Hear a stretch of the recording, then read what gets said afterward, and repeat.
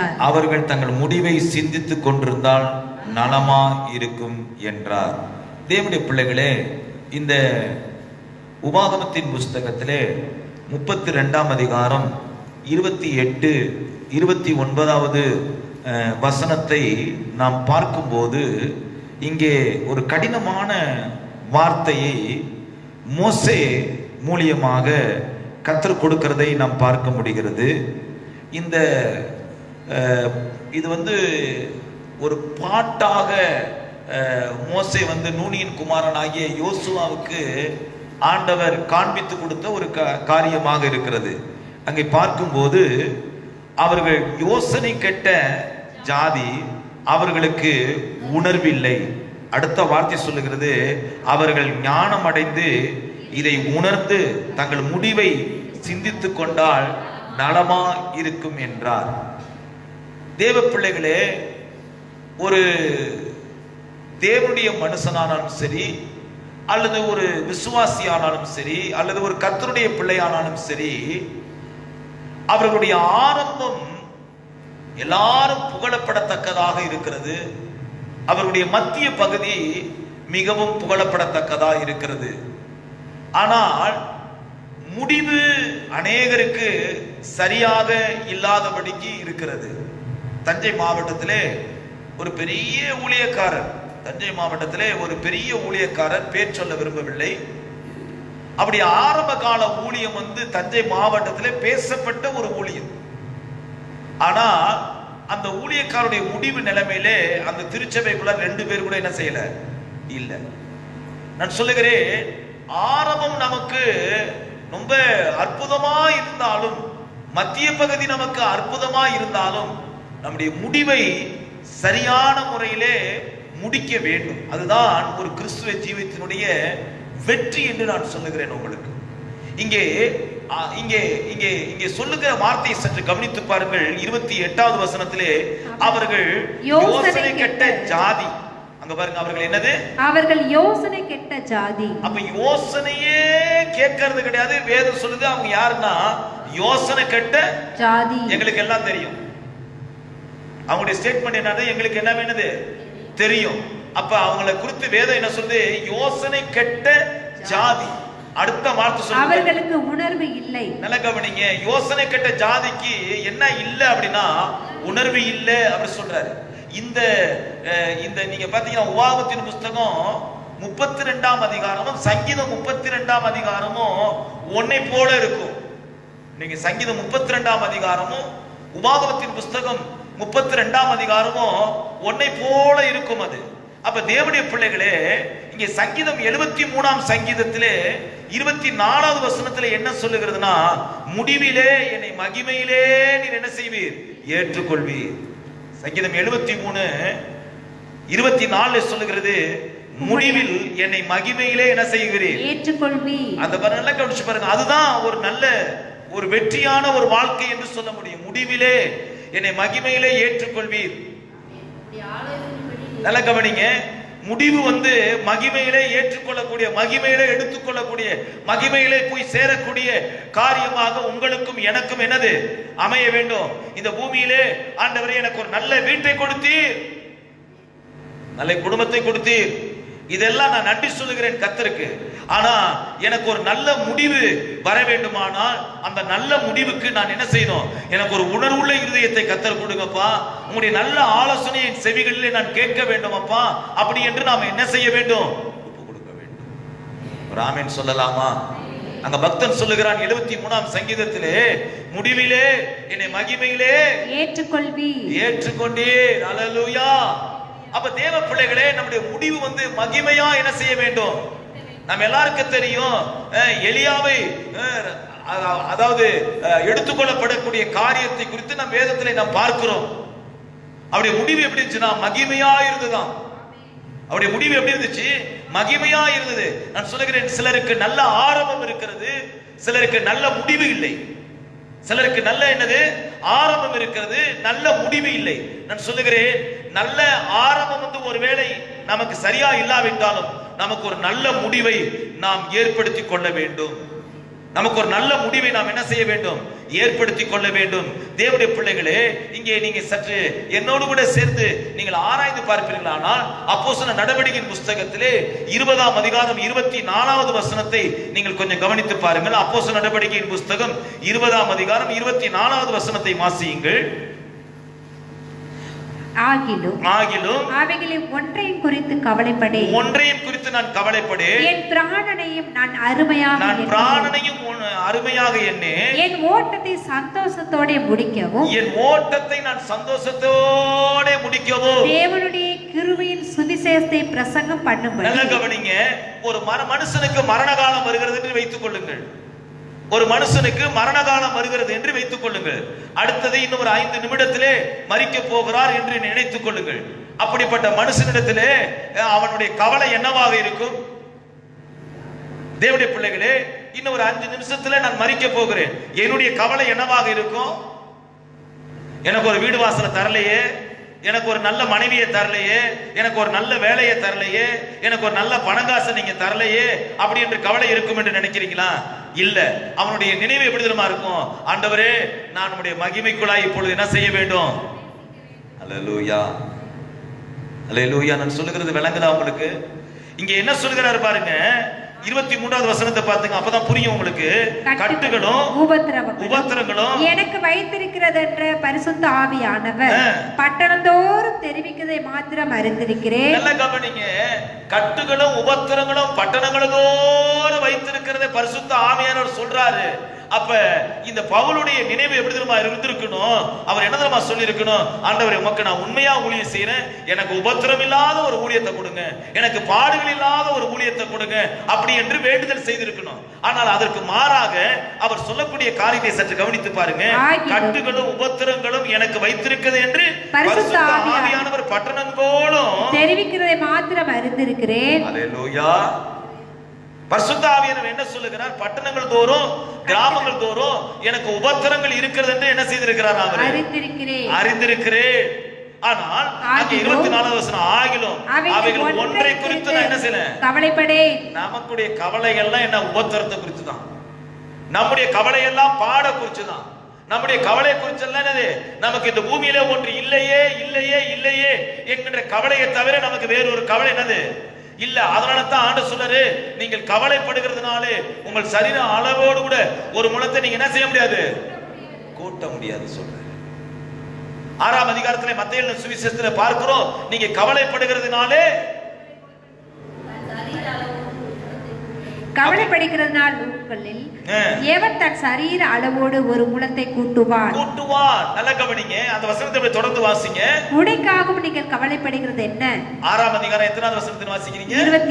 27 வாசிங்க. தொடர்ந்து அப்படியே வாசிங்க. கீழே கவலைப்படுகிறதுனாலே உங்களில் எவன் தன் சரீர அளவோடு ஒரு முழத்தை கூட்டுவான். உடைக்காகவும் நீங்கள் கவலைப்படுகிறீர்கள். காட்டு புஷ்பங்கள் எப்படி வளருகிறது கவனித்து பாருங்கள். அவைகள் உழைக்கிறது இல்லை, நூற்கிறதும் இல்லை என்றாலும் சாலமோன் முதலாய் தன் சர்வ மகிமையிலும் அவைகள் ஒன்ற போலாகிலும் உடுத்திருந்தது இல்லை என்று உங்களுக்கு சொல்லுகிறேன். அற்ப விசுவாசிகளே, இன்றைக்கு இருந்து நாளைக்கு அடுப்பிலே போடப்படும் காட்டு புல்லுக்கு தேவன் இவ்விதமாய் உடுத்துவித்தால் உங்களுக்கு உடுத்துவிப்பது அதிக நிச்சயம் அல்லவா? ஆகையால் எண்ணத்தை உண்போம், எண்ணத்தை குடிப்போம், எண்ணத்தை உடுப்போம் என்று கவலைப்படாதிருங்கள். ஆமென். கீழ வாசிங்க தொடர்ந்து. இவைகள் நல்ல கவனிங்க. இவைகள் எல்லாம் அஞ்ஞானிகள் நாடி தேடுகிறார்கள். நல்ல கவனிங்க. இந்த கவலை என்பது ஒரு விசுவாசிக்கு இல்ல. இது யாருக்கு இருக்க வேண்டியதுன்னா, ஒரு உலக மனுஷனுக்கு, கர்த்தரை அறியாத ஒரு ஜனங்களுக்கு தான் இந்த கவலை என்ன செய்யணும்? இருக்கணும். ஆனா இப்ப கவலை அவனுக்கு இல்ல. இப்ப கவலை யாருக்கு வந்துருச்சு? விசுவாசிக்கு வந்துருச்சு, ஊழியக்காரருக்கு வந்துருச்சு. அதாவது இவையெல்லாம் அஞ்ஞானிகள் நாடி தேடி கவலைப்பட்டுக்கிட்டு இருக்காங்க. இவைகள் எல்லாம் உங்களுக்கு வேண்டியது என்பதை உங்கள் பரமபிதா அறிந்திருக்கிறார். அப்ப நல்ல கவனிங்க. இவையெல்லாம் உங்களுக்கு தேவை என்பதை உங்கள் பரமபிதா என்ன செஞ்சிருக்கிறார்? அறிந்திருக்கிறார். அப்ப தேவனுடைய பிள்ளைகளே, இங்கே பவுல் சொல்லக்கூடிய காரியம், ஆகிலும் அவைகள் ஒன்றையும் குறித்து நான் என்ன செய்யப்படேன்? அவைகளை ஒன்றை குறித்து என்னது? கவலைப்படேன். இப்ப பிரச்சனையே எனக்கு இல்ல, போராட்டமே எனக்கு இல்ல. மரிக்க போகிற 5 நிமிஷத்துக்கு முன்னாடி இந்த கவலை உங்களுக்கு வருமா? மரிக்க போகிற 5 நிமிஷத்துக்கு முன்னாடி இந்த கவலை எனக்கு வருமா அப்படின்னு கேட்டா வராது. நல்லா கவனிங்க. இன்னைக்கு கம்பேர் பண்ணுவோம். இப்ப என்ன கம்பேர் பண்ணுவோம்? இப்ப இருக்கும்போது அவனுக்கு இருக்கே எனக்கு இல்லையே, அவனுக்கு தந்திருக்கிறியே எனக்கு தரலையே. நான் சொல்ல மரிக்க போகிற 5 நிமிஷத்துக்கு முன்னாடி அப்படிப்பட்ட கம்பேரிசன் உங்களுக்கு இருக்குமா? ஆண்டவரே எனக்கு நரகமா பரலோகமா, எனக்கு நரகமா எனக்கு பரலோகமா, எது கிடைக்கும் அப்படி சொல்லி அப்படிப்பட்ட காரியம் தான் கடைசி நேரத்தில் என்ன செய்யப்படும்? கவனம் வரும். அதனாலதான் இவர் என்ன சொல்றாரு? ஆகிலும் அவைகளை ஒன்றை குறித்து நான் என்ன செய்யணும்? இதெல்லாம் கட்டுறது உபத்திரம் தான். ஆவியானவரே சொல்றாரு உபத்திரம் இருக்குன்னு சொல்றாரு. அதை பத்தி நான் என்ன செய்யல, கவலைப்படல. அவர் என்ன சொல்றாரு? என் பிராணை குறித்தும் நான் அருமையாக என்னது, இந்த உலகத்துல எனக்கு ரொம்ப முக்கியம் என்னது? என் பிராணன் தான். இந்த உலகத்துல எனக்கு ரொம்ப முக்கியம் என்னது? உயிர் தான் எனக்கு ரொம்ப என்னது முக்கியம். அதையே பவுல் சொல்றாரு, நான் அதை குறித்து அருமையா என்ன செய்யல. எனக்கு அருமை வந்து என் பிராணன் தான், என் ஜீவன் தான் எனக்கு என்னது, என் உயிர் தான் எனக்கு என்னது ரொம்ப முக்கியம். என் பிராணனை நான் அருமையாக என்னது என்னே. அடுத்த வார்த்தை சொல்றாரு பாருங்க, ஓட்டத்தை சந்தோஷத்தோட முடிக்கவோ, என் ஓட்டத்தை சந்தோஷத்தோட முடிக்கவோ, தேவனுடைய கிருபையின் சுவிசேஷத்தை பிரசங்கம் பண்ணும்படிக்கு நான் கர்த்தராகிய இயேசுவிடத்தில் பெற்ற ஊழியத்தை நிறைவேற்றவுமே விரும்புகிறேன். கவனிங்க, பவுல் சொல்றாரு இந்த பிரயாசம் எல்லாம் கர்த்தர் என் கையில ஒரு உத்தரவாதத்தை கொடுத்திருக்கிறாரு, இந்த பொறுப்பை கொடுத்திருக்கிறாரு. இத குறித்து தான் இந்த சுவிசேஷத்தை நான் என் கையில கொடுத்திருக்கிற உத்தரவாதத்தை நான் சரியாய் செய்து முடிக்க வேண்டும். அதுதான் என்னுடைய வாஞ்சை, அதுதான் என்னுடைய இலக்கு, அதுதான் என்னுடைய வெற்றி. அப்படி என்று அப்போஸ்தலனாகிய பவுல் சொல்லுகிறார். இதற்காக நான் சந்தோஷத்தோடு என்ன செய்கிறேன்? என் ஓட்டத்தை முடிக்க நான் விரும்புகிறேன் என்று சொல்லுகிறார். அவர் முடிவில் அவர் சொன்னாரு, நான் ஓட்டத்தை முடித்தேன், விசுவாசத்தை காத்துக்கொண்டு இது முதல் எனக்காக நீதியின் கிரீடம் எனக்கு என்ன செய்யப்பட்டிருக்கிறது? வைக்கப்பட்டிருக்கிறது. கையை உயர்த்தி அல்லேலூயா. அப்ப தேவனுடைய பிள்ளைகளே, ஓட்டத்தை முடிக்கிறதுக்கு இன்னைக்கு எல்லாரும் சொல்றாங்க கடைசி காலம், கடைசி காலம், கடைசி காலம் வரட்டும், கடைசி காலமா இருக்கட்டும். ஆனால் என்னுடைய ஓட்டத்தை நான் முடிப்பதற்கு, என்னுடைய முடிவை நான் முடிப்பதற்கு எனக்கு இன்றைக்கு ஒரு உணர்வுள்ள ஆவியை கர்த்தர் என்ன செய்ய வேண்டும்? தர வேண்டும். ஒரு நல்ல ஆலோசனையை கர்த்தர் எனக்கு என்ன செய்ய வேண்டும்? தர வேண்டும். அதைத்தான் இங்கே அவர் சொல்லும் போது என்ன சொல்லுகிறார் என்றால், உபாகமத்தின் புஸ்தகம் 29வது வசனத்திலே அவர்கள் ஞானம் அடைந்து இதை உணர்ந்து தங்கள் முடிவை சிந்தித்துக் கொண்டால் நலமாயிருக்கும். தங்கள் முடிவை சிந்தித்துக் கொண்டால் எப்படி இருக்கும்? நலமா இருக்கும் என்று சொல்லுகிறார் அவர். அப்ப தேவ பிள்ளைகளே, இங்கே எபிரேயர்கள் நிருபம் 13ஆம் அதிகாரம் 7வது வசனத்தை நீங்கள் வாசிப்பீர்களானால், எபிரேயர்கள் நிருபம் 13ஆம் அதிகாரம் 7வது வசனத்தை நீங்கள் வாசிப்பீர்களானால், அங்க சொல்லப்பட்டிருக்கிற வார்த்தையை சற்று கவனியுங்கள். 13:7 வாசிங்க. தேவ வசனத்தை உங்களுக்கு போதித்து உங்களை நடத்தினவர்களை நீங்கள் நினைத்து அவருடைய நடக்கையின் முடிவை நன்றாய் சிந்தித்து அவருடைய விசுவாசத்தை பின்பற்றுங்கள். அப்ப நடக்க நல்ல கவனிங்க. நம்முடைய முடிவை என்ன செய்ய வேண்டும்? சிந்திக்க வேண்டும். நம்முடைய முடிவை என்ன செய்ய வேண்டும்? சிந்திக்க வேண்டும். இன்னைக்கு நம்முடைய முடிவு என்னவா இருக்கும்? நான் சொல்லுகிறேன், இந்த உலகத்துக்கு நீங்க எல்லாம் கவலைப்பட்டு அதுக்காக பிரயாசப்பட்டு தேடின எல்லாவற்றையும் ஒரு நாள் விட்டுட்டு தான் என்ன செய்யணும்? அது உங்க பிள்ளைகளை விடுவீங்களோ, இல்ல மனைவிகளை விடுவீங்களோ, இல்ல அடுத்தவன் வந்து அந்த என்னது அதான் தெரியாது யாருக்கும். கண்ணை மூணதுக்கு அப்புறம் இந்த சொத்து யாருக்கு, அந்த சொத்து யாருக்கு அப்படின்னு அங்க பங்கிட்டு போறதுலயே அவன் என்னது பங்காளி சண்டையில பல நாள் என்னது போராட்டம் ஓடிட்டே இருக்குது. தேவ பிள்ளைகளே, நம்முடைய வாழ்க்கையில முடிவை நீங்களும் நானும் என்ன செய்ய வேண்டும்? சிந்தித்து பார்க்கிறவர்களாய் மாற வேண்டும். நீங்களும் நானும் சிந்தித்து பார்க்கிறவர்களாய் நீங்களும் நான் என்ன செய்ய வேண்டும்? மாற வேண்டும். இங்கே ஒரு அந்த புஸ்தகத்தில் சற்று கவனித்து பாருங்கள். உபாகமத்தின் புஸ்தகத்திலே அந்த 32ஆம் அதிகாரம் 44வது வசனத்தை பாருங்க. இதை ஆண்டவர் வந்து ஒரு பாடலாகத்தான் கொடுக்கிறார். வாசிங்க அதை. மோசேயும் நூனின் குமாரனாகிய யோசுவாவும் வந்து இந்த பாட்டின் வார்த்தைகளை எல்லாம் ஜனங்கள் கேட்கத்தக்கதாக சொன்னார்கள். இதை எப்படி செய்யறாங்க? பாட்டா பாடி என்ன செய்யறாங்க? சில ஆட்களுக்கு வார்த்தையா சொன்னா என்ன செய்யாது? புரியாது. சில ஆட்களுக்கு என்னது வார்த்தையா சொன்னா புரியாது. பாட்டா பாடி 2 பேரும் பிரயாசம் எடுக்கிறாங்க. யாரு? மோசையும் நூனியின் குமாரனாகிய யோசுவாவும் என்ன செய்யறாங்க? பாட்டா பாடி ஜனங்களுடைய காதுகள் கேட்க என்ன செஞ்சாங்கன்னா சொல் பண்ணார்கள். அல்லேலூயா. அப்ப தேவ பிள்ளைகளே, நீங்களும் நானும் நம்முடைய முடிவை என்ன செய்ய வேண்டும்? சிந்திக்க வேண்டும். முடிவை என்ன செய்ய வேண்டும்? சிந்திக்க வேண்டும். இந்த பூமியிலே ஒரு நல்ல முடிவு இல்லாத ஒரு மனுஷனை குறித்து இந்த கால வேளையிலே நாம் தியானிக்க போகிறோம். இந்த பூமியிலே நல்ல ஆரம்பம் அந்த மனுஷனுக்கு இருந்தது, ஆனால் அவனுக்கு என்ன இல்லாமல் போய்விட்டது? நல்ல முடிவு இல்லாமல் போய்விட்டது. அதைத்தான் இந்த கால வேளை நாம் தியானிக்க போகிறோம். என்னாகமத்தின் புஸ்தகம் 31ஆம் அதிகாரத்தை நாம் எல்லாரும் திருப்பிக் கொள்வோம். என்னாகமத்தின் புஸ்தகம் 31ஆம் அதிகாரத்தை நாம் எல்லாரும் திருப்பிக் கொள்வோம். அதிலே 8வது வசனத்திலே ஒரு பாத்திரம் வருகிறது. அந்த பாத்திரத்தை ஒருவர் வாசியுங்களேன். அவர்களை கொண்டு போட்டதுமின்றி மீதியானியரின் 5 ராஜாக்களாகிய ஏவி, ரேகேம், சூர், ஊர், ரேபோ என்பவர்களையும் கொண்டு போட்டார்கள். பேயோரின் குமாரனாகிய பீலேயாமையும் பட்டயத்தினாலே கொண்டு போட்டார்கள். அந்த வார்த்தையை பாருங்க. அங்க என்ன சொல்லுவது? பீலேயாமையும் பட்டயத்தினாலே கொண்டு போட்டார்கள் அப்படி என்று சொல்லப்பட்டிருக்கிறது. இவன் யார் என்றால் ஒரு கர்த்தருடைய தீர்க்கதரிசி. கர்த்தருடைய சத்தத்தை கேட்டு அதன்படியே நடந்த ஒரு தேவ மனுஷன் இவன். இங்கே மீதியானியர்களை இஸ்ரவேல் ஜனங்கள் மேற்கொண்ட போது அவருடைய 5 ராஜாக்களையும் கொன்று போட்டார்கள். அதனோடு கூட சேர்ந்து இங்கே யாரை கொண்டு போடுகிறார்கள்? பீலேயாமையும் என்ன செய்கிறார்கள்? பட்டயத்தினாலே கொண்டு போட்டார்கள் என்று சொல்லப்பட்டிருக்கிறது. அப்ப தேவ பிள்ளைகளே, இந்த பீலேயாமை குறித்து நாம் சற்று ஆராய்ந்து பார்ப்போமானால் இந்த பீலேயாமுடைய வாழ்க்கை ரொம்ப அற்புதமான ஒரு வாழ்க்கையாக தொடங்கினது. உபாகமத்தின் புஸ்தகம் 23ஆம் அதிகாரம் 4வது வசனத்தையும் 5வது வசனத்தையும் சற்று கவனியுங்கள். உபாகமத்தின் புஸ்தகம் 23ஆம் அதிகாரம் 4வது வசனத்தையும் 5வது வசனத்தையும். நீங்கள் எகிப்திலிருந்து புறப்பட்டு வருகிற வழியிலே அவர்கள் அப்பத்தோடும் தண்ணீரோடும் உங்களுக்கு எதிர்கொண்டு வராதது நிமித்தமும் உன்னை சபிக்கும்படியாய் மெசொப்பொத்தாமியாவின் ஊராகிய பேத்தோலிருந்து பேயோரின் குமாரன் பீலேயாமுக்கு கூலி பேசி அவனை அழைப்பித்தது நிமித்தமும் இப்படி செய்ய வேண்டும். இங்க நல்லா கவனிச்சு பாருங்க. இங்கே வேதம் சொல்லக்கூடிய வார்த்தையை கவனிங்க. பீலேயாம் கூலிக்கு பாலாக் என்பவன் அவனை பொருத்தி இஸ்ரவேல் ஜனங்களை சபிப்பதற்கு அவனை அழைத்து கொண்டு வந்தான் அப்படி என்று வேதம் சொல்லுகிறது. அங்கே 5வது வசனத்திலே உன் தேவனாகிய கர்த்தர் பீலேயாமுக்கு செவி கொடுக்க சித்தமில்லாமல் தேவனாகிய கர்த்தர் உன்மேல் அன்பு கூர்ந்தபடியினால் தேவனாகிய கர்த்தர் அந்த சாபத்தை உனக்கு ஆசீர்வாதமாக மாற பண்ணினார். இப்ப நல்லா கவனிச்சு பாருங்க.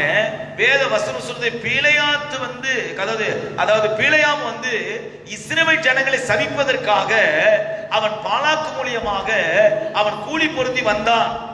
ஆனால் அவனுடைய ஆழமான ஆவிக்குரிய வாழ்க்கையை சற்று நாம் கவனிப்போமானால் இங்கே என்னாகமத்தின் புஸ்தகம் 22:17 சொல்லப்பட்டிருக்கிற வார்த்தையை பாருங்க.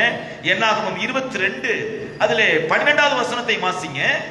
அதற்கு தேவன் பீலேயாமை நோக்கி, நீ அவர்களோட போக வேண்டாம், அந்த ஜனங்களை சபிக்கவும் வேண்டாம், அவர்கள் ஆசீர்வதிக்கப்பட்டவர்கள் என்றார். இங்க நல்லா கவனிச்சு பாருங்க. நமக்கு எல்லாருக்கும் தெரிந்த ஒரு சம்பவம் தான் இந்த சம்பவம். இஸ்ரவேல் ஜனங்கள் கானானை நோக்கி பிரயாணம் எடுக்கிறார்கள். அப்பொழுது இங்கே பார்க்கும்போது மீதியாம் தேசத்துக்குள்ளாய் வரும்போது அவர்கள் ஒரு திரள் கூட்டமாக இருக்கிறார்கள். அந்த கூட்டத்துக்கு கண்டு அந்த தேசத்தில் இருக்கிற ராஜா, அந்த தேசத்தில் இருக்கிற ஜனங்கள் எல்லாரும் பயந்தார்கள். அவர்களோடு யுத்தம் செய்து அவர்களை மேற்கொள்ள முடியாது அப்படி என்று அந்த பாலாக் கண்டான். அதனால் தீர்க்கதரிசியாக பீலேயாம் இருக்கிறான். இவன் என்ன சொல்லுகிறானோ அது அப்படியே நடக்கும் என்கின்ற அந்த காரியத்தை பாலாக் என்ன செய்திருந்தான். அப்படியானால் அவருடைய வாயிலே கர்த்தருடைய கிரியை இருந்தது. பீலேயாமுடைய வாயிலே கர்த்தருடைய கிரியை இருந்தது. அவன் சொல்லுகிறதை கர்த்தர் அப்படியே என்ன செய்தார்? நிறைவேற்றினார். அதனால் பாலாக்கு இதை அறிந்து அவனுக்கு கூலி கொடுத்து அவனை என்ன செய்கிறான்? நீ இஸ்ரவேலை சபிக்க வேண்டும் என்று சொன்னான். இப்பொழுது பீலேயாம் தேவ சமூகத்தில் போய் அமருகிறான். அப்பொழுது தேவ சமூகத்திலே அமரும் போது தேவன் பேசுகிறார். அதைத்தான் இங்கே 12வது வசனத்திலே வாசிக்கிறோம். அதற்கு தேவன் பீலேயாமை நோக்கி, நீ அவர்களோட போக வேண்டாம், அந்த ஜனங்களை சபிக்கவும் வேண்டாம், அந்த ஜனங்களை நீ என்ன செய்ய வேண்டாம்? சபிக்கவும் வேண்டாம், அந்த ஜனங்களை நீ என்ன செய்ய வேண்டாம்? சபிக்கவும் வேண்டாம். அல்லேலூயா. இங்க நல்லா கவனிச்சு பாருங்க. ஆண்டவர் சொல்லிட்டாரு போவா வேண்டாம்னு சொல்லிட்டாரு. இப்ப போகாம தான் என்ன செய்யணும், இருக்கணும். ஒருத்தன் உலகத்துல ஒருத்தன் ஒரு வார்த்தை சொன்னா, நான் ஒரு தடவை சொன்னா, உலக மனுஷன் ஒருத்தன் சொன்னா நான் ஒரு தடவை சொன்னா 100 தடவை சொன்ன மாதிரி 101வது தடவை அது தப்பா மாறிடும். ஒருவேளை அவனுக்கு 100 தடவைக்கு அப்புறம் அது 101வது தடவை என்னது தப்பா மாறிடும். ஆனா ஆண்டவர் சொன்னா அத மறுபடியும் என்னது வேதம் சொல்றது, யோபுவின் புஸ்தகம் 33ஆம் அதிகாரத்திலே அவர் ஒரு தடவை சொன்னது அவர் மறுபடியும் பார்த்து திருத்துகிறவர் அல்லவே என்று சொல்லுகிறார். 33ஆம் அதிகாரத்திலே அந்த வசனம் இருக்கிறது. அதை ஒருவர் வாசிங்க அந்த பகுதியை. யோபுவின் புஸ்தகம் 33ஆம் அதிகாரம். தேவன் ஒரு விசை சொல்லி இருக்கிற காரியத்தை. அது எத்தனை வசனம் சிஸ்டர்? 33:14. 33:14 வாசிங்க. தேவன் ஒரு விசை சொல்லி இருக்கிற காரியத்தை. தேவன் ஒரு விசை சொல்லி இருக்கிற காரியத்தை இரண்டாம் விசை பார்த்து திருத்துகிறவர் அல்லவே. பார்த்து திருத்துகிறவர் அல்லவே. அப்படினா அவர் ஒரு தடவை சொன்னா சொன்னதுதான். ஏன்றா அவருடைய வார்த்தை எப்படி இருக்குது, ஆம் என்றும் ஆமென் என்றும் இருக்கிறது. அவருடைய வாயிலிருந்து புறப்படுகிற ஒவ்வொரு வார்த்தையும் அது நிச்சயமாக எப்படி இருக்கிறது, வானமும் பூமியும் ஒளிந்து போனாலும் அந்த வார்த்தை ஒளிந்து போகாது என்று சொல்லப்பட்டிருக்கிறது. அப்ப தேவனுடைய வார்த்தை எப்படி இருக்கிறது, அது அது ஒரு தடவை சொன்னா என்னது சொன்னதுதான். ஆனா இப்ப பீலையாம் பாருங்க, அடுத்த வார்த்தையை வாசிங்க, 17வது வசனத்தை வாசிங்க. பீலையாம் அதே அதிகாரத்துல 22:17 வாசிங்க. உம்மை மிகவும் கனம் பண்ணுவேன், உம்மை மிகவும் கனம் பண்ணுவேன், நீர் சொல்வதை எல்லாம் செய்வேன், நீர் வந்து எனக்காக அந்த ஜனங்களை சபிக்க வேண்டும் என்று சொன்னார் என்றார்கள். பீலையாம் பாலாக்கின் ஊழியக்காரன் பிரதியுத்தரமாக. இப்ப நல்லா கவனிச்சு பாருங்க, இந்த பகுதியை தான் நம்ம பீலையாமுடைய வீழ்ச்சியை பார்க்கிறோம். பீலையாமுடைய வீழ்ச்சியை பார்க்கிறோம். என்னாகமத்தின் புஸ்தகம் 22ஆம் அதிகாரத்திலே 17வது வசனத்திலே அவர் சொன்னாரு, உம்மை மிகவும் கனம் பண்ணுவேன், நீ சொல்வதெல்லாம் செய்வேன், நீ வந்து எனக்கு அந்த ஜனங்களை சபிக்க வேண்டும் என்று சொன்னார் என்றார்கள். இப்ப பீலையாம் வந்து அவங்களுக்கு ஒரு வார்த்தையை சொல்லுகிறான். என்ன வார்த்தையை சொல்லுகிறார் பாருங்க, 18வது வசனத்துல. பீலையாம் பாலாக்கின் ஊழியக்காரருக்கு பிரதியுத்தரமாக, பாலாக் எனக்கு தன் வீடு நிறைய வெள்ளியும் பொன்னும் தந்தாலும். நல்ல கவனிங்க, பாலாக் எனக்கு இந்த வீடு நிறைய பொன்னையும் வெள்ளியும் தந்தாலும், சிறிய காரியமானாலும் பெரிய காரியம் செய்யும் பொருட்டு என் தேவனாகிய கர்த்தரின் கட்டளை நான் மீறக்கூடாது. இப்ப நல்ல கவனிங்க, இது எங்க இருந்துச்சுன்னா உதட்டுல இருந்துச்சு. எங்க இல்ல, உள்ளத்துல இல்ல. இங்க என்ன இல்ல, உதட்டுல சொல்றாரு. என்ன சொல்றாரு, எனக்கு வீடு நிறைய நீ வெள்ளியும் வீடு நிறைய பொன்னையும் கொடுத்தாலும், சின்ன காரியமானாலும் சரி பெரிய காரியமானாலும் சரி செய்யும் பொருட்டு நல்ல கவனிங்க, தேவனாகிய கர்த்தரின் கட்டளை மீறக்கூடாது. இது வாயில தான் இருந்துச்சு, ஆனா உள்ளத்துல என்ன செய்யல இல்ல. 19வது வசனத்துல ஆகிலும் கர்த்தர் இனிமேல். நல்ல கவனிங்க சிஸ்டர், ஆகிலும்னு ஒரு வார்த்தை அங்க கமா போடுது. ஆகிலும் அப்படின்னு ஒரு கமா தொடங்குது. அப்படின்னா பீலையாமுக்கு என்னது, அந்த வெள்ளியும் அந்த பொன்னும் அங்க அவன் கொடுக்கிற அந்த மரியாதையும் அவன் கொடுக்கிற அந்த ஸ்தானத்தை என்னது இருதயம் வாஞ்சிக்குது. ஆனா உதடு மட்டும் பேசுது. என்ன பேசுது, என் தேவனாகிய கர்த்தருடைய கட்டளையை மீறி நான் என்ன செய்ய மாட்டேன், நடக்க மாட்டேன் அப்படி சொல்லுது. உதடு தான் சொல்லுது, உள்ள என்ன செய்யல, உள்ள இச்சிக்குது. எதை இச்சிக்குது, வெள்ளியை இச்சிக்குது, பொன்னை இச்சிக்குது, அவன் கொடுக்கிற வெகுமதியை இச்சிக்குது, அவன் கொடுக்கக்கூடிய அந்த மரியாதை என்னது மேன்மை என்ன செய்யுது, இச்சிக்குது. ஆனா உதடு மட்டும் தான் பேசுது. என்ன பேசுதுன்னா, உன்னை மிகவும் கனம் பண்ணுவே, நீ சொல்வதையெல்லாம் செய்வே. அப்படியானா ஒரு ராஜா நான் சொல்றதெல்லாம் செய்வேன்னு சொல்றானே அப்படிங்கறத அவன் இறுதி என்ன செய்து ஏற்றுக்கொண்டுருச்சு. ஐயா, பீலையாம் ஒரு காரியத்தை அறிந்து கொள்ள வேண்டும். பீலையாம் ஒரு இருதயத்தில் உணர்வடைய வேண்டும். என்ன இருதய உணர்வடைய வேண்டுமானா, அந்த சராசரங்களை உண்டாக்கின தேவாதி தேவன் நான் சொல்லுகிற வார்த்தையை கனம் பண்ணுகிறார் என்று இந்த ஊரார் எல்லாரும் அறிந்து வைத்திருக்கிறார்களே, இந்த ஊரார் எல்லாருக்கும் தெரியுமே, அவர் நான் சொல்லுகிற வார்த்தையை கேட்கிறவர் என்று அறிந்திருக்கிறேனே, பின்னே இந்த மனுஷன் நான் சொல்லுவதெல்லாம் செய்வேன் என்று அவன் சொல்லுகிறானே, எது மேன்மை என்று அவன் உணர்வடைந்திருக்க வேண்டும். எது மேன்மை என்று அவன் என்ன செய்திருக்க வேண்டும், உணர்வடைந்திருக்க வேண்டும். ஆண்டவரே இவன் சொல்லக்கூடிய காரியத்தை என்ன செய்கிறார், நீ வந்து சபித்தால் அந்த ஜனங்கள் சபிக்கப்பட்டு போவார்கள் என்று பாலாக் அறிந்திருந்தான். ஆனால் இங்கே என்ன சொல்லப்படுகிறது, 17வது வசனத்திலே, உம்மை மிகவும் கனம் பண்ணுவேன், நீ சொல்வதையெல்லாம். ஐயா, இந்த வீண் புகழ்ச்சி நம்முடைய வாழ்க்கையில வீழ்ச்சியை உண்டாக்கும். இந்த உலகத்திலே நம்மை வீண் புகழ்ச்சியாய் நம்மை புகழ்கிறார்களே, அதெல்லாம் என்னது? நம்முடைய வீழ்ச்சி. அது நான் சொல்லுகிறேன், கர்த்தரால் புகழப்படுபவனே உத்தமன் என்று வேதம் சொல்லுகிறது. கையை உயர்த்தி ஆமென் சொல்லலாமா? நல்ல சத்தமா சொல்ல மாட்டீங்களா? இல்ல இல்ல, என்ன இந்த பிரதர் என்னது அப்படியே தூபம் போட்டுக்கிட்டே இருக்கு. நான் சொல்றேன், அவன் தூபம் போட்டுக்கிட்டே இருப்பான், பக்கத்துல குழிய வெட்டிக்கிட்டே இருப்பான் அவன். ஹலோ, அவன் தூபம் போடுற மாதிரி தான் தெரியும், ஆனா இன்னொரு பகுதியில் என்ன செஞ்சுக்கிட்டு இருக்கான்? குழிய வெட்டிக்கிட்டு இருக்கான் அவன். கர்த்தரால் புகழப்படுவதே உத்தமம். ஹல்லேலூயா. கையை வைத்து சொல்லுங்க, நான் கர்த்தரால் புகழப்பட விரும்புகிறேன். விசுவாசிகள் சொல்லுங்க, சத்தமாய் சொல்லுங்க. சகோதரர்கள் எல்லாம், கர்த்தரால் நான் புகழப்பட விரும்புகிறேன். ஹல்லேலூயா. இந்த உலகத்தினுடைய புகழ்ச்சிக்கு நான் மயங்கி விடக் கூடாது. இந்த உலகத்தினுடைய புகழ்ச்சிக்கு நான் என்ன செய்து விடக்கூடாது? மயங்கி விடக் கூடாது. கர்த்தர் நல்லவராயிருக்கிறார். ஹல்லேலூயா. அப்ப தேவ பிள்ளைகளே, இங்கே சற்று கவனித்து பாருங்க. 23ஆம் அதிகாரம் 10வது வசனத்தை ஒரு வாசிங்க. அதே பகுதியில் 23:10 வாசிங்க. யாக்கோபின் தூளை எண்ணத்தக்கவன் யார்? யார்? இஸ்ரவேலின் காற்பங்கை எண்ணுகிறவன் யார்? யார்? நீதிமான் மரிப்பது போல் நான் மரிப்பேனாக, என் முடிவு அவன் முடிவு போல் இருப்பதாக என்றான். அப்பொழுது பாலாக் பிலேயாமை நோக்கி, இங்க நல்ல கவனிங்க, இவன் பேச்செல்லாம் வெரி சூப்பர். பிலேயாமுடைய பேச்செல்லாம் எப்படி இருக்குது? நான் உத்தமனாக்கும், நான் நீதிமான் மரிக்கிறது போல நான் மரிப்பேனாக்கும்.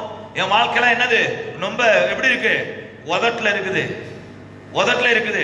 24ஆம் அதிகாரம் 1வது வசனத்துல சொல்றாரு, இஸ்ரவேலை ஆசீர்வதிப்பதே கர்த்தருக்கு என்று பிரியம் என்று பிலேயாம் என்னது? கண்டபோது பிலேயாம் என்னது? கண்டபோது அப்படி என்று சொல்லப்பட்டிருக்கிறது. தேவனுடைய பிள்ளைகளே, இங்கே சற்று நாம் கவனித்து பார்ப்பீர்களானால், என்னாகமத்தின் புத்தகம் 25ஆம் அதிகாரம் 1வது வசனத்தை சற்று கவனித்து பாருங்கள். இஸ்ரவேல் சீத்திமிலே தங்கி இருக்கையில் 25:1 சொல்லப்பட்டிருக்கிறது. இஸ்ரவேல் சீத்திமிலே தங்கி இருக்கும் போது ஜனங்கள் மோவாபின் குமாரத்திகளோடு வேசித்தனம் பண்ண தொடங்கினார்கள். இப்ப நல்லா கவனிச்சு பாருங்க, அங்க பிலேயாம் பெயர் குறிப்பிடப்படவில்லை. இஸ்ரவேல் ஜனங்கள் செய்த பாவத்தை மாத்திரம் தான் வேத புத்தகம் அங்கு குறிப்பிடப்பட்டிருக்கிறது. 25:1 சொல்லப்பட்டிருக்கிறது, இஸ்ரவேல் மீதியாவிலே தங்கி இருக்கையில் ஜனங்கள் மோவாபின் குமாரத்திகளோடு வேசித்தனம் பண்ண தொடங்கினார்கள். அவர்கள் தங்கள் தேவர்களுக்கு இட்ட பலிகளை விருந்துண்ணும்படி ஜனங்களை அழைத்தார்கள். ஜனங்கள் போய் புசித்து அவர்கள் தேவர்களை பணிந்து கொண்டார்கள். இப்படி இஸ்ரவேல் பாகால் பேயோரை பற்றி கொண்டார்கள். அதனால் பார்க்கிறோம், நம்ம இஸ்ரவேல் ஜனங்கள் மோவாபினுடைய ஸ்திரீகளை என்ன செய்தார்கள்? அவர்கள் சம்பந்தம் கலக்க ஆரம்பிச்சார்கள். சம்பந்தம் கலக்கிற அவர்கள் இச்சித்து அவர்களோடு வேசித்தனம் பண்ண செய்தார்கள். அவர்களுடைய தேவர்களுக்கு பலியிட்ட அந்த பலிகளை புசிக்க ஆரம்பித்தார்கள். அவர்களோடு கூட இணக்கமாக செயல்பட ஆரம்பித்தார்கள். இப்ப தேவனுடைய கோபம் என்ன ஆயிடுச்சு? இஸ்ரவேல் மேல திரும்பி அங்கே தேவன் இஸ்ரவேல் ஜனங்களை அடிக்க ஆரம்பித்தார். தேவனுடைய பிள்ளைகளே, இந்த இடத்திலே பிலேயாம் எந்த ரீதியிலும் அவனுடைய துரு ஆலோசனையை நம்மால் பார்க்க முடியாது. எந்த இடத்திலும் அவனுடைய துரு ஆலோசனை நம்மால் என்ன செய்ய முடியாது? பார்க்க முடியாது. ஆனால் இங்கே பார்க்கிறோம், என்னாகமத்தின் புத்தகம் 31ஆம் அதிகாரம் 16வது வசனத்தை நீங்கள் வாசிப்பீர்களானால், என்னாகமத்தின் புத்தகம் 31ஆம் அதிகாரம் 16வது வசனத்தை பேயோரின் சங்கதியிலே பிலேயாமின் ஆலோசனையினால் இஸ்ரவேல் புத்திரர் கர்த்தருக்கு விரோதமாய் துரோகம் பண்ண. இப்ப நல்ல கவனிச்சு பாருங்க, என்னாகமத்தின் புத்தகம் 31:16 சொல்லுகிறது. இங்க என்ன சொல்லப்படுகிறது பாருங்க. பேயோரின் சங்கதியிலே பிலேயாமின் ஆலோசனையினால் இஸ்ரவேல் புத்திரர். பிலேயாமுடைய ஆலோசனை என்ன? நான் அந்த ஜனத்தை என்ன செய்ய மாட்டேன், ஆனா உனக்கு ஒரு ஆலோசனையை சொல்றேன். தேவன் நாம இவர்களை அடிக்க வேணாம், இவர்களை நடத்தின தேவனே இவர்களை அடிப்பாரு அப்படின்னு பாலாக்குக்கு ஒரு ஆலோசனை சொன்னா, அந்த ஆலோசனை என்னன்னா, இந்த ஜனங்களை வேசித்தனம் பண்ண வையே, இந்த ஜனங்களை விக்கிரகத்துக்கு படைச்சதை புசிக்க வையே, இந்த ஜனங்களை என்ன செய்ய, இச்சையில நீ விழ வையே, அப்பொழுது அவர்களை நீ கொல்ல வேணாம், அவங்க தேவன் என்ன செய்வாரு? அடிப்பார். இந்த ஆலோசனை யாருக்கு சொன்னா? பாலாக்கு அப்படியே என்ன செய்தான்? அவருடைய பெண்களை இஸ்ரவேல் புத்திரர்களுக்கு முன்பாக இச்சிக்கத்தக்க வகையிலே அவங்களை நடத்தினான். அதனால் இஸ்ரவேல் ஜனங்கள் என்ன செய்தாங்க? அந்த ஸ்திரீகள் மத்தியிலே வேசித்தனம் பண்ண ஆரம்பித்தார்கள். தேவனுடைய பிள்ளைகளே, அவர்கள் தேவர்களுக்கு படைக்கப்பட்ட அந்த ஆகாரத்தை புசிக்க ஆரம்பித்தார்கள். தேவன் அன்றைக்கு அடித்தார். அதைத்தான் 31:16 என்ன சொல்லுகிறார் பாருங்க. பிலேயாமின் ஆலோசனையை இஸ்ரவேல் புத்திர பிலேயாமின் ஆலோசனையினால் இஸ்ரவேல் புத்திரர் கர்த்தருக்கு விரோதமாய் துரோகம் பண்ண இந்த ஆலோசனையை போய் இஸ்ரவேல் ஜனத்துக்கு சொல்லலாம. அவன் யாருக்கு சொன்னான்? பாலாக்குக்கு சொன்னான். அல்லேலூயா. அப்ப தேவ பிள்ளைகளே, அப்படி சொன்ன போது தேவன் இஸ்ரவேல் ஜனங்களை என்ன செய்தாராம்? அடித்தார் என்று வேதம் சொல்லுகிறது. அவர்கள் என்ன செய்தாராம்? அடித்தார் என்று சொல்லப்பட்டிருக்கிறது. தேவ பிள்ளைகளே, அதைத்தான் நாம் இங்கே வாசிக்கும் போது, பிலேயாமுடைய காரியத்தை நாம் வாசிக்கும் போது என்ன வாசிக்கிறோம்? அங்கே அந்த மீதியானுடைய 5 ராஜாக்களை கொன்று போடப்பட போகும்போது பிலேயாமையும் என்ன செய்தார்கள்? பட்டயத்தினால் கொன்று போட்டார்கள் என்று சொல்லப்பட்டிருக்கிறது. அவருடைய வாயின் வார்த்தை இப்படி இருக்கிறது. என் வீடு நிறைய வெள்ளியும், என் வீடு நிறைய பொன்னையும், எனக்கு சிறிய காரியமானாலும் சரி, எனக்கு பெரிய காரியமானாலும் சரி, என்னை கனப்படுத்துகிற காரியமா இருந்தாலும் சரி, என் கர்த்தருடைய கட்டளை விட்டு மீறி நான் செய்ய மாட்டேன் அப்படி என்று உதடு சொன்னது. உள்ளம் என்னது? அது எல்லாவற்றையும் வாஞ்சித்தது. அது எல்லாவற்றையும் என்ன செய்தது? வாஞ்சித்தது. தேவ பிள்ளைகளே, இப்படிப்பட்ட துர்க்கிரியைகளை பிழையாம இருதயத்தில் வைத்து அவனுக்கு துர்க்கிரியைகளுடைய ஆலோசனை யாருக்கு சொல்லுகிறான்? சொல்லுகிறான். தேவ பிள்ளைகளே, அந்த பிழையாமை கர்த்தர் என்ன செய்தாரு? பட்டய கரைக்கினாலே வெட்டி போட வைத்தார். அவனுக்கு நல்ல ஆரம்பம் இருந்தது. அவனுக்கு என்ன இல்லை? சில நேரங்களில் நம்முடைய வாயின் வார்த்தைகள் நல்லா பேசுது, இனிக்க பேசுது. கர்த்தர் தான் தெய்வம், கர்த்தருக்காக வாழ்றேன், கர்த்தருக்காக தான் நிக்கிறேன், கர்த்தருக்காக தான் நடக்கிறேன், கர்த்தருக்காக தான் ஓடுறேன், கர்த்தர் சொல்றதை நான் கீழ்ப்படியாம இருந்ததே கிடையாது, அவர் தான் எல்லாம் அப்படின்னு உதடு சொல்லுது. ஆனா எத்தனையோ காரியங்கள்ல நீங்களும் நானும் மறுதளிச்சு கொண்டுதான் இருக்கோம். எத்தனையோ காரியத்தை சொல்ல முடியும். நல்லா வசனம் பேசுறோம், ஆனா ஒரு கிரியை உள்ளுக்குள்ள என்ன செய்யல? இல்ல. உதட்டுல வசனம் அப்படியே பொளருது. கடந்த நாட்கள்ல கூட ஒரு சிஸ்டர் இப்படி சொன்னேன், சிஸ்டர் நீங்க நல்லா வசனம் பேசுறீங்க சிஸ்டர் சொன்னேன். நான் சொல்றேன், வசனம் பேசுறது இல்ல, நான் சொல்லுகிறேன் இருதயத்துக்குள்ள பிழையாம் வசனத்தை பேசினான். என்ன பேசினா? என் தேவனாகிய கர்த்தருடைய கட்டளையை நான் என்ன செய்யறேன்? மறுதலிக்க மாட்டேன், அதை விட்டு விலக மாட்டேன், அதை விட்டு நான் விலக மாட்டேன் அப்படின்னு வாயத்தில் சொன்னான். ஆனா அவனுடைய கிரியை நான் இருதயத்துல கிரியை வேற ஒரு கிரியை இருந்துச்சு. அவன் சொன்ன வீடு நிறைய பொன்னையும் வீடு நிறைய வெள்ளியை அனுப்புறேன்னு அந்த சிந்தை அவனுக்கு என்ன செஞ்சிச்சு? இருந்தது.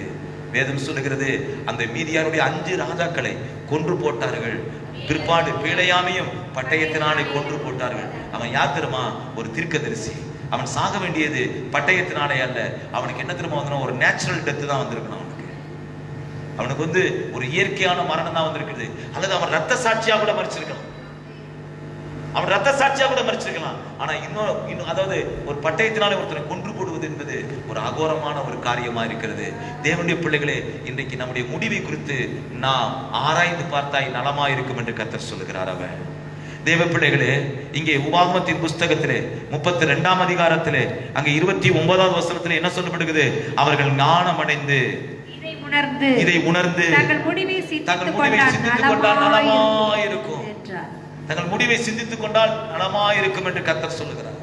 நம்முடைய முடிவு ஒருவேளை அது நாளைக்கு வரலாம், நம்முடைய முடிவு 10 நாள் கழிச்சு வரலாம், 10 வருஷம் கழிச்சு வரலாம், அல்லது 20 வருஷம் கழிச்சு கூட வரலாம். சிலருக்கு 50 வருஷம் கழிச்சு கூட வரட்டும், இல்லை 70 வருஷம் கழிச்சு கூட வரட்டும். ஆனால் அதை நாம் சிந்திக்க வேண்டும். என்னுடைய முடிவு காலத்திலே நான் கர்த்தருக்கு பிரியமான ஒரு வாழ்க்கை வாழ்ந்து அவருடைய கரத்திலே என்னுடைய முடிவை ஒப்பு கொடுப்பேனா அப்படின்னு நாம் என்ன செய்ய வேண்டும்? சிந்திக்க வேண்டும். எனக்கு நல்ல ஆரம்பத்தை கர்த்தர் தந்தார், நன்றிதான். எனக்கு நல்ல மத்திய பகுதியை கர்த்தர் கொடுத்தார், நல்லதுதான். ஆனால் முடிவு எப்படி இருக்க வேண்டும்? மகிமையா இருக்க வேண்டும். அருமையான பவுல் சொல்லும்போது சொல்லுகிறார், முடிவு உடைய கரத்திலே கொடுக்கப்பட வேண்டும் என்று சொல்லுகிறார். அந்த முடிவு சந்தோஷத்தோடு நான் என்ன செய்ய வேண்டும்? முடிக்க வேண்டும். ஒரு ஆமென் சொல்லலாமா? கைகளை உயர்த்தி ஒரு ஆமென் சொல்லலாமா? கைகளை உயர்த்தி. நியாயாதிபதிகளின் புஸ்தகத்திலே சிம்சோன் என்கின்ற ஒரு பாத்திரம் நமக்கு எல்லாருக்கும் தெரியும். அந்த பாத்திரத்துக்கு நல்ல என்னது ஆரம்பம், நல்ல ஆரம்பம் இருந்தது. ஆனா அந்த பாத்திரத்துக்கு என்ன இல்லை? நல்ல முடிவு இல்லை. புதிய ஏற்பாட்டில் பார்க்கிறோம், யூதாஸ் காரியத்தை, அவனுக்கு நல்ல ஆரம்பம் இருந்தது, அவனுக்கு நல்ல முடிவு இல்லாமல் போய்விட்டது. தேவனுடைய பிள்ளைகளை, உங்களுக்கும் எனக்கும் அப்படி அல்ல. நமக்கு ஒருவேளை நல்ல ஆரம்பம் இல்லாமல் இருந்திருக்கலாம். எனக்கு ஒரு நல்ல வீடு இல்லை பாஸ்டர், நல்ல வாசல் இல்ல பாஸ்டர், எனக்கு நல்ல வஸ்திரம் இல்ல பாஸ்டர், நல்ல வேலை இல்ல பாஸ்டர். ஆனா என்னுடைய ஆரம்பம் அற்பமா இருக்கலாம், என்னுடைய முடிவு மகிமையா இருக்க வேண்டும்.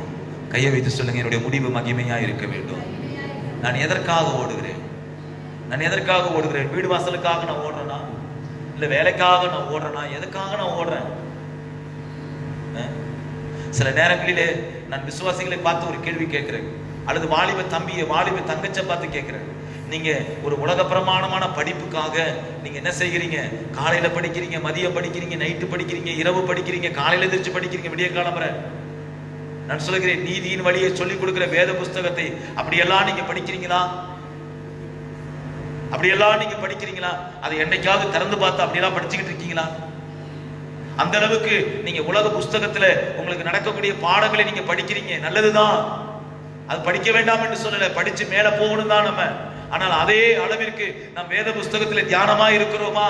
வேதம் சொல்லுது, கர்த்தருடைய வேதத்திலே தியானமா இருக்கிற மனுஷன் பாக்கியவான், அவன் நீர்க்கால்களில் ஓரமாய் நடப்பட்டு தன் காலத்தின் தனி கனியை தந்து இலையுதிராது இருக்கிற மரத்தை போல் இருக்கிறான், அவன் செய்வதெல்லாம் வாய்க்கும் என்று சொல்லப்பட்டிருக்கிறதே. வேத புஸ்தகத்தை நாம் எவ்வளவு வாசிக்கிறோம்? இல்ல வேத புஸ்தகம் என்னைக்கோ ஒரு நாளைக்கு தூசி தட்டி வாசிக்கக்கூடிய புஸ்தகமா? அது அனுதினமும் வாசிக்கப்பட வேண்டும். ஒரு முறை கர்த்தர் எனக்கு ஒரு உணர்வை கொடுத்தார். என்ன உணர்வு என்றால், நான் உலக பிரமாணமாய் வேலை செய்து கொண்டிருக்கும் போது பகல்லையும் வேலை செய்வேன், இரவுலையும் வேலை செய்வேன், மறுபடியும் பகல்ல வேலை செய்வேன், மறுபடியும் இரவுல வேலை செய்வேன். தூக்கம் என்பது ஒரு 3 மணி நேரம் தான் இருக்கும். அப்ப எனக்குள்ளர ஒரு உலக பிரமாணமா வேலை செய்யும் போது பகல்லையும் வேலை செய்யணும், நைட்லயும் வேலை செஞ்சோம், மறுநாள் காலையில செஞ்சோம், மறுநாள் இரவு. ஏன் அப்படி நம்மளால கர்த்தருடைய சமூகத்துல காத்திருக்க முடியல அப்படிங்கிற ஒரு உணர்வு எனக்கு வந்துச்சு. அப்ப தேவ பிள்ளைகளே, நம்முடைய கவலை எப்படி இருக்குது? நாம எதை நோக்கி ஓடிக்கொண்டிருக்கிறோம்? நம்முடைய இருதயத்தில் என்ன இருக்கிறது? பிழையாமை போல வெள்ளியை குறித்தும் பொன்னை குறித்தும் இந்த உலகத்தினுடைய வெகுமதியை குறித்தும் இந்த உலகத்தை குறித்து கௌரவமான ஸ்தானத்தை குறித்து தான் நம்முடைய சிந்தை இருக்கிறதா? அதைத்தான் என்னுடைய சிந்தை வாஞ்சிக்கிறதா? அல்லது ஆண்டவர் நமக்கு சொன்ன அந்த நீதியான பாதையிலே அல்லது அவர் என் கையில கொடுத்த சுவிசேஷ வேலையிலே என்னுடைய சிந்தை இருக்கிறதா என்று இந்த கடைசி நாட்களே நாம் நம்மை ஆராய்ந்து பார்க்க வேண்டும். ஒரு ஆமென் சொல்லலாமா? தேவ பிள்ளைகளே, தேவ பிள்ளைகளே, நீங்களும் நானும் இன்றைக்கு எப்பேற்பட்ட ஓட்டத்தை நாம் ஓடிக்கொண்டிருக்கிறோம். இங்கே பக்தன் சொல்லுகிறார், பாடலாக சொல்லுகிறார், அவர்கள் ஞானம் அடைந்து இதை உணர்ந்து தங்கள் முடிவை சிந்தித்துக் கொண்டால் நலமா இருக்கும் என்று சொல்லுகிறார். அல்லேலூயா. யூதாஸ் காரியத்து வாயிலே சொன்னான், இதை விற்று தரித்திரன் கொடுத்தா. நல்ல கவனிங்க, அவன் உதடு பேசுது. என்ன பேசுது? தரித்திரத்தை குறித்து அவன் சொல்லுகிறான், இதை விற்று தரித்திரத்துக்கு கொடுத்தா நலமா இருக்குமே, இப்படி இந்த தைலத்தை இவன் விரயம் பண்ணிட்டாலே அப்படி என்று அவன் சொல்லுகிறது. அப்ப நல்ல கவனிங்க, அந்த கையிலே வைத்திருந்த தைலத்தினுடைய வேல்யூ ஊற்றப்பட்டவனுக்கு தெரியும். தான் கையில வைத்திருந்த அந்த தைலத்தினுடைய அந்த வேல்யூ தெரியும் அவனுக்கு. இது எவ்வளவு காசுக்கு விற்க முடியும் அப்படின்னு தெரியும். அவளுக்கு மிகுந்த ஆஸ்தி உடையவள் அல்ல, இது போனா பரவாயில்ல, இன்னும் ஆஸ்தி இருக்கு அப்படி என்று அவள் எண்ணிக்கைக்கு சார்ந்து கொள்ளக்கூடிய காரியம் அவளுக்கு இல்ல. அவ கையில வைத்திருந்த அந்த தைலத்தை என்ன செய்தானா? இயேசுனுடைய பாதத்தில். நல்ல கவனிங்க, யூதாஸ் காரியத்தை அங்க சொல்றாரு, இந்த தைலத்தை உயர்ந்த விலைக்கு விற்று தரித்திரருக்கு கொடுக்கலாமே என்றார். அல்லேலூயா. நல்ல கவனிங்க, அவனுடைய சிந்தை எப்போதும் வீணாயிருச்சு. எப்படி வீணாயிருச்சு? பணத்தை குறித்ததான சிந்தை என்ன செஞ்சுச்சு? அவனுக்கு அந்த பணத்தை குறித்ததான மோகம், பணத்தை குறித்ததான மோகம், அந்த மோகத்தினால தான் அவன் அப்படி சொன்னான். பிற்பாடு அவன் 30 வெள்ளிக்காசுக்கு அவன் இயேசுவை காட்டி கொடுக்க அவன் செயல்பட்டானே, அது அன்றைக்கு நடந்த நிகழ்வு அல்ல, ஏற்கனவே அவனுடைய வீழ்ச்சி என்ன செஞ்சிருச்சு? நல்லா கவனிச்சு பாருங்க. கோடாலி, நல்ல கவனிங்க, ஒரு மரத்தை பழைய ஏற்பாட்டுல பார்க்கிறோம், ஒரு மனுஷன் மரத்தை என்ன செய்யறான்? வெட்டி கொண்டிருந்தான். அந்த மரம் வெட்டும் போது கோடாலி அந்த கலண்டு என்ன செஞ்சிருச்சு? தண்ணீர்ல விழுந்துருச்சு. நான் சொல்லுகிறேன், அவன் முதல்ல வெட்டும் போது அந்த கோடாலி கலண்டது அவனுக்கு தெரியாதா? லூசா இருக்குது அவனுக்கு தெரியாது. என்ன கையில பிடிச்சிருக்கிறவன் அவனுக்கு அது கலர தெரியாதா? அது திடீரென்று அந்த கோடாலி என்ன செய்யல? விழல. நல்லா கவனிச்சு பாருங்க. இப்ப நல்லா கவனிச்சு பாருங்க. வீழ்ச்சி என்பது இது ஏதோ திடீரென்று நடக்கவில்லை, கொஞ்சம் கொஞ்சமா நடந்திருக்கு. வீழ்ச்சி என்பது ஏதோ ஒரே நிமிஷத்துல நடக்கிறது கிடையாது. அது என்னது? கொஞ்சம் கொஞ்சமா கொஞ்சம் கொஞ்சமா கொஞ்சம் கொஞ்சமா. பேழையாவுடைய வீழ்ச்சி என்பது கொஞ்சம் கொஞ்சமா தான் அந்த நிகழ்வு நடந்திருக்குது. ஒவ்வொரு முறையும் வெகுமதி அனுப்பும் போது அவனுடைய இறுதி என்ன செஞ்சிச்சு? கரைஞ்சிருச்சு. வைராக்கியம் கரைஞ்சிருச்சு, விசுவாச வாழ்க்கை கரைஞ்சிருச்சு, அவனுடைய தீர்க்க தரிசன அபிஷேகம் தணிந்து போய்விட்டது. கொஞ்சம் கொஞ்சமா தான் அவனுக்கு என்ன செஞ்சிருக்கு? அந்த நிகழ்வு ஏற்பட்டிருக்குது. வேதம் அழகாய் சொல்லப்பட்டிருக்கிறது. அவர்கள் ஞானமடைந்து அவர்கள் ஞானமடைந்து இதை உணர்ந்து தங்கள் முடிவை சிந்தித்துக் கொண்டால் நலமா இருக்கும். நம்முடைய வீழ்ச்சி நல்ல கவனிங்க, திடீரென்று நடக்கவில்லை, கொஞ்சம் கொஞ்சமா கொஞ்சம் கொஞ்சமா கொஞ்சம் கொஞ்சமா நடந்திருக்கு. நான் சொல்லுகிறேன், மரத்தை வெட்டி வீழ்த்துறது வெற்றி தான். ஆனா என் கையில இருக்கிற கோடாரி கலண்டு விடாம பார்த்துக்கணும். மரத்தை வெட்டி வீழ்த்துறதா என்னுடைய நோக்கம். ஆனா கையில இருக்கிற அந்த கோடாரி என்ன செஞ்சிடக்கூடாது? கலந்துடக்கூடாது. நான் சொல்றேன், நான் வெற்றியாய் வாழணும், அதான் என்னுடைய இலக்கு. ஆனால் அதே நேரத்தில் என்னுடைய பிரதிஷ்டையும் என் கர்த்தர் கொடுத்த அபிஷேகத்தை நான் என்ன செஞ்சிடக்கூடாது? இழந்துடக்கூடாது. அல்லேலூயா, அல்லேலூயா, அல்லேலூயா. கர்த்தர் நல்லவராய் இருக்கிறார். அவர் இங்கே வேத வசனம் அழகாய் சொல்லுகிறது, அவர்கள் ஞானமடைந்து உணர்ந்து தங்கள் முடிவை சிந்தித்துக் கொண்டால் நலமாயிருக்கும். அல்லேலூயா. கர்த்தர் நல்லவராய் இருக்கிறார். கர்த்தர் நல்லவராய் இருக்கிறார். தேவ பிள்ளைகளே, இந்த கடைசி நாட்களில் நாம் இருக்கிறோம். இன்னொரு ஞாயிற்றுக்கிழமை இந்த ஆண்டிலே நமக்கு இல்லை. இன்னொரு ஆராதனை இந்த வருஷத்துல நமக்கு இல்லை. இந்த வருஷத்துல நம்மை ஒப்பு கொடுப்போம். நாம் அடுத்த ஆண்டிலே நுழையும் போது கர்த்தர் விரும்புகிற ஒரு பாத்திரமாக, அப்படி இருதயத்துக்கு ஏற்றவன் என்று தாவீது சொன்னாரே, அப்படி இருதயத்துக்கு ஏற்றவன் என்று நம்மை சொல்லட்டும். மோசேயை குறித்து ஆண்டவர் சொன்னாரே, என் வீட்டிலே எங்கும் உண்மை உள்ளவன் என்று சொன்னாரே, அப்படி உண்மை உள்ளவன் என்று சொல்லட்டும் நம்மளை பார்த்து. ஓ, ஆபிரகாமை பார்த்து கர்த்தர் சொன்னாரே, என் சிநேகிதன் என்று சொன்னாரே, அப்படி நம்மளை 2022 வருஷத்திலே சொல்லட்டும். என்னுடைய ஓட்டம் ஒருவேளை இந்த 2021 ஒருவேளை ஸ்ட்ரகிள் ஆயிருக்குமானா, ஓ தடுமாறி இருக்குமானா, இந்த நாட்களிலே அந்த தடுமாறத்தை நம்ம என்ன செய்ய வேண்டும்? சரி செய்ய வேண்டும். நான் எதற்காக பிடிக்கப்பட்டனோ அதற்காகவே தொடர்ந்து ஓடுகிறேன் என்று சொன்னது போல, நான் எதற்காக அழைக்கப்பட்டனோ அந்த அழைப்பிலேயே தொடர்ந்து ஓடத்தக்கதாக தேவன் எனக்கு அனுக்கிரகம் செய்யட்டும். அதிலே நான் தொடர்ந்து ஓட வேண்டும். எல்லாரும் இருக்கிற இடத்தில் எழுந்து நின்று, பரிசுத்த ஆவியானவரே, எங்கள் இருதயத்திலே ஒரு உணர்வை தாங்க ஆண்டவரே. எங்க வாழ்க்கையில இந்த 2021 எந்த காரியத்தை நாங்கள் ஸ்ட்ரகிள் ஆனோம் ஆண்டவரே, ஆண்டவரே 2020 நாங்கள் எதை ஆண்டவரே ஸ்ட்ரகிள் ஆனோம் ஆண்டவரே, கடந்த நாட்கள் எங்கள் வாழ்க்கையில எதை ஸ்ட்ரகிள் ஆனோம் ஆண்டவரே, நீர் விரும்புகிற காரியத்தை விட்டு நீர் விரும்பாத காரியத்தை மறுபடியும் செய்யத்தக்கதாக எங்கள் இருதயத்திலே ஆண்டவரே கர்த்தாவே எந்த காரியம் வாசமாய் இருக்கிறதோ அந்த காரியங்கள் எல்லாவற்றையும் ஆண்டவரே நீங்கள் நிர்மூலமாக்கும்படியாக இன்றைக்கு வேளையிலே ஆண்டவரே என் 2 கையை உயர்த்தி ஒப்பு கொடுக்கிறேன் ஆண்டவரே, என் 2 கையை உயர்த்தி என்னை ஒப்பு கொடுக்கிறேன் ஆண்டவரே. பரிசுத்த ஆவியானவரே என்னை ஒப்பு கொடுக்கிறேன் ஆண்டவரே. எல்லாரும் வாய்களை திறந்து ஆண்டவரே என்னை ஒப்பு கொடுக்கிறேன். யாரு கை தட்ட வேண்டாம், 2 கையை மாத்திரம் உயர்த்துங்க ஆண்டவரே. நான் உணர்வடைய வேண்டும் ஆண்டவரே, என் இருதயத்திலே உணர்வடைய வேண்டும் ஆண்டவரே. ஆண்டவரே நீர் விரும்புகிற காரியத்தையே செய்யத்தக்கதாக ஆண்டவரே, உம்முடைய விருப்பத்தையே நிறைவேற்றத்தக்கதாக, என்னுடைய முடிவு மகிமையிலே ஏற்றுக்கொள்ளப்படத்தக்கதாக ஆண்டவரே எங்களுக்கு நீர் அனுக்கிரகம் செய்யத்தக்கதாக ஆண்டவரே இந்த கால வேளையிலே உம்மை நோக்கி பார்க்கிறோம் ஆண்டவரே. ஆண்டவரே நீர் விரும்புகிற பரிசுத்தம், நீர் விரும்புகிற உண்மை ஆண்டவரே, நீர் விரும்புகிற விசுவாசம் ஆண்டவரே, நீர் விரும்புகிற எல்லாவற்றையும் செய்யத்தக்கதாக எங்களை ஒரு விஷயம் ஆண்டவரே ஆண்டவரே நீர் தகுதிப்படுத்த வேண்டுமா நாங்கள் ஜெபிக்கிறோம் ஆண்டவரே. ஆண்டவரே ஆண்டவரே எரேமியாவை ஒரு குயவன் வீட்டுக்குள்ளாக நீங்கள் கொண்டு போனீங்க ஆண்டவரே. ஆண்டவரே எரேமியா அந்த குயவன் வீட்டிலே ஆண்டவரே ஒரு குயவன் மண்பாண்டத்தை வணைந்து கொண்டிருக்கதை அவன் பார்த்தான் ஆண்டவரே. அப்பொழுது அந்த குயவனுடைய கையிலே அந்த மண்பாண்டம் கெட்டு போனது ஆண்டவரே. ஆண்டவரே அந்த குயவன் அந்த மண்பாண்டத்தை திருத்தே வேறே பாண்டமாய் வணைந்தான் என்று நாங்கள் வாசிக்கிறோமே ஆண்டவரே.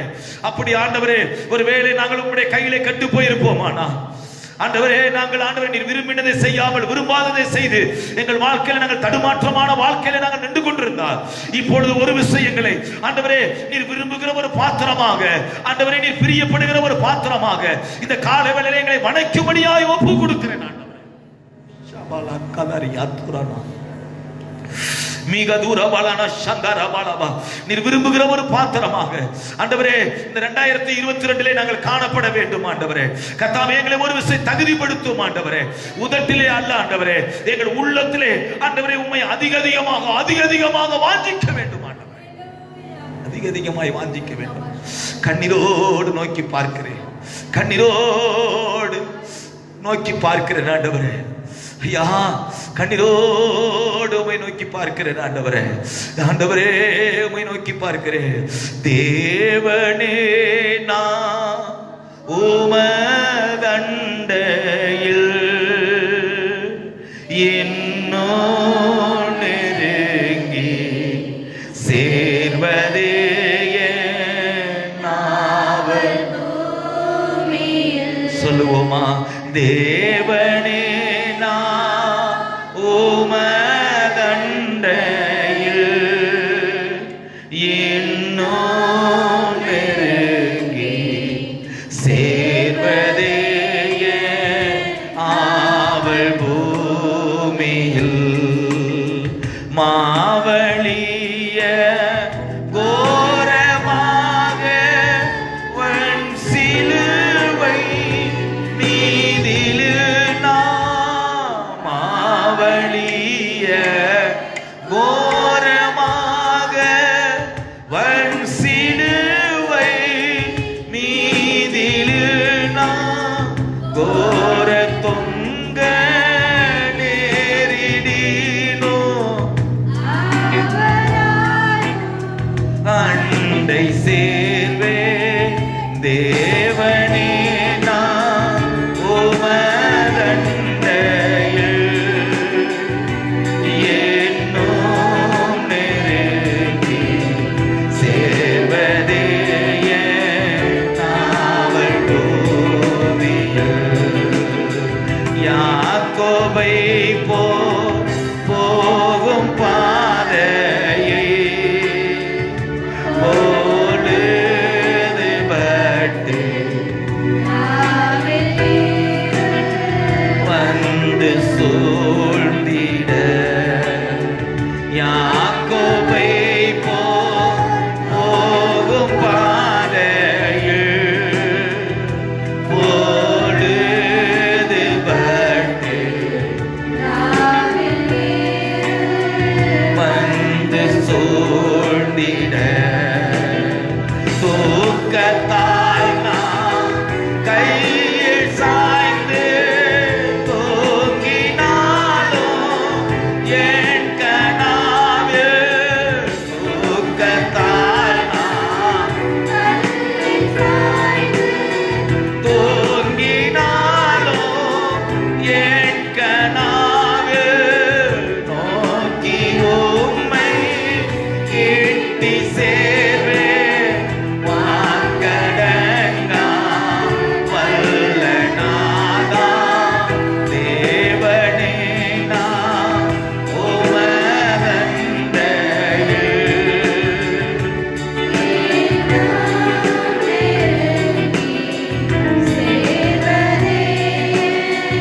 நாவல். பூமியில் தேவனே, நான்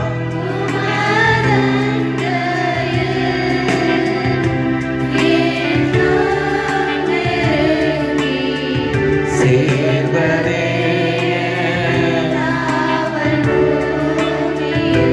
கர்த்தர் நல்லவர். ஒரே ஒரு காரியத்தை சொல்லுகிறேன், தேவனுடைய பிள்ளைகளே, அவருக்கு பிரியமான ஒரு வாழ்க்கையை வாழ்வோம். இந்த முடிவு நமக்கு மகிமையாக இருக்க வேண்டும். எப்போ நம்ம வாழ்க்கையில் முடிவு வரும்னு தெரியாது. அதுக்கு நம்மை தகுதிப்படுத்துவோம், அதுக்கு நம்மை ஆயத்தப்படுத்துவோம். கண்களை மூடி ஜெபம் பண்ணுவோமா? மகா இரக்கமுள்ள தேவனே, இந்த கடைசி நாட்கள் எங்களுக்கு ஒரு உணர்வுள்ள இருதயத்தை தந்து எங்களை நடத்தின தயவுக்காக சோத்திரம் ஆண்டவரே. உம்முடைய பரிசுத்த பிரசன்னத்துக்குள்ள எங்களை மூடிக்கொள்ளுங்கப்பா. உமக்குள்ளாகவே நாங்கள் வேரூன்றி நிற்க கர்த்தர் எங்களுக்கு உதவி செய்யும். வந்த உம்முடைய பிள்ளைகளை ஆசீர்வதிங்க. தொடர்ந்து தேவ கரத்திலே மறைத்துக் கொள்ளுங்க. பெரிய காரியத்தை செய்வீராக. இயேசு மூலம் பிதாவே, ஆமென். என் ஆத்துமாவே